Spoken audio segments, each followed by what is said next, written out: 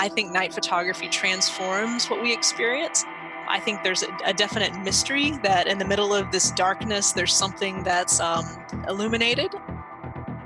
I wanted to make sure that maybe the light itself was somewhat of a character.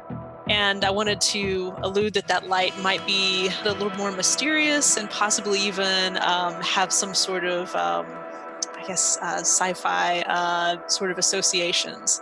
Nightlight, photographs by Kate Jenkins. It's about 20 large color prints, color photographs by Kate, essentially of night photography.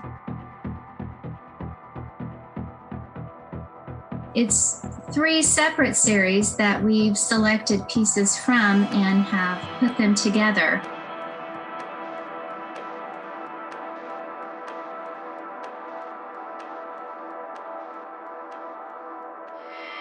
One of the first bodies of work that I got involved with in the exhibition is a series of portraits with people that I knew that were connected to me through our Volkswagen Club. With the portraits, there is this sense of intimacy, of really being up close and personal and within those people's spaces. And so I went to different places where these people worked on their cars, in their garages and maybe in their driveways. And I did a series of portraits, and I wanted to allude to the fact that there was something a little bit mysterious behind the scenes. She's kind of creating these stories, these narratives that you're catching a glimpse of.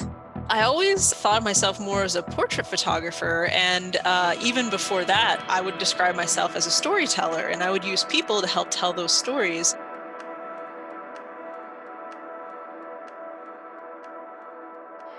We found ourselves often camping because so many of us had these Volkswagen buses, and so there's the idea that, you're there and so is your camera, and you start, using your friends and using these locations as backdrops. We would always be sitting around the campfire and, you happen to wonder, what's out there that you don't see. And I think that people are often more interested in the possibility of what could be there rather than really what is there. There's one that she had taken that's based on one of the Bus Fest camping trips. And I think it's called Waiting. And it has all these wonderful creatures in it, a lot of different cats. You might see that body of work and you might think, wow, there's 50 cats there in the background. It's not, it could happen, right? Why not? It's a Volkswagen bus, you can fit lots of cats in there. So there's things that are very eccentric in that series of work, and it almost feels to me like urban legends. So that's definitely something that I'm interested in. I like, I'm entertained by the fact of conspiracy theories and urban legends. I think they're a lot of fun.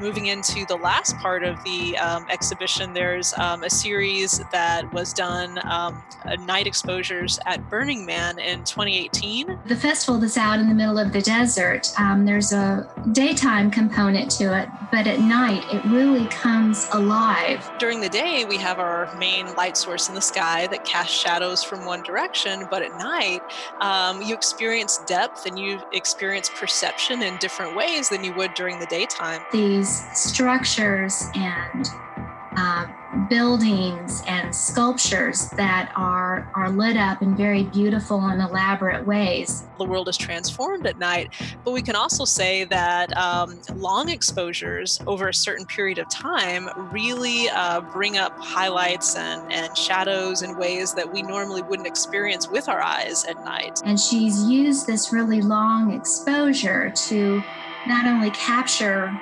all the light, but the sense of movement and time with the light. I love, a good 70s, 80s science fiction movie, and the lighting and the, alluding to the fact that there's this mysterious force out there. I think that's a lot of fun. So again, there's this sense of looking at something kind of extraordinary, sort of otherworldly, and the sense that there is something happening not only in the composition right in front of you, but also beyond it.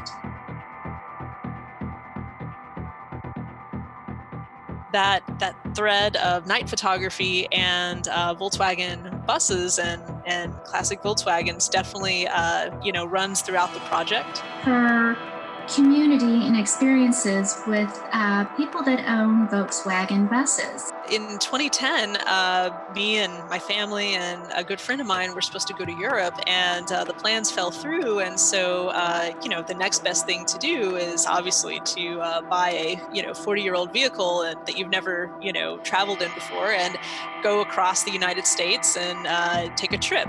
She has several of her own, and she has gone on various trips with this community. Through that purchase in 2010, I met a really great group of people in the DFW area that also had classic Volkswagens, and they really became connected to me much in the way that like an extended family would be. That's actually how I met my husband. He was the one that rebuilt the engine for the first time in the bus, so that's kind of special. But yeah, it's really brought us into other communities, not just locally, but across the U.S. I mean, there's people that we, speak with around the world, even, which is pretty cool. So she's really used this element in her work, I really think, to great effect. There's just this wonderful sense of mystery, of drama, of a kind of unknown narrative that's going on with these incredible compositions.